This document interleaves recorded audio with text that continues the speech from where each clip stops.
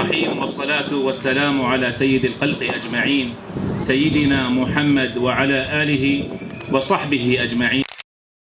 أرحب بحجيج أهلا وهذا الصرح هو بيت لكم.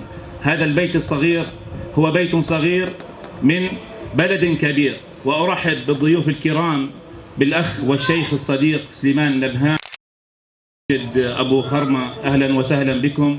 عمنا الفاضل أبو سالم، حياك الله. إخواني، أنا مش محضر كلمة نهائيا، ما عمري حضرت ولا كنت ناوي أحكي صدقا يعني، وحكيت للأخ محمد إني ما بدي أحكي كلمة لأنه صرنا يومين بلشانين بهذا الاحتفال تكريما لكم، وهذا واجب علينا كجمعية وكهيئة إدارية. فأهلا وسهلا فيكم. وختاما، عاشت فلسطين ومدينتها جنين حرة أبية من النهر إلى البحر، وحفظ الله وطننا الأردن عزيزا منيعا بظل قيادته الحكيمة. وأهلا وسهلا بكم.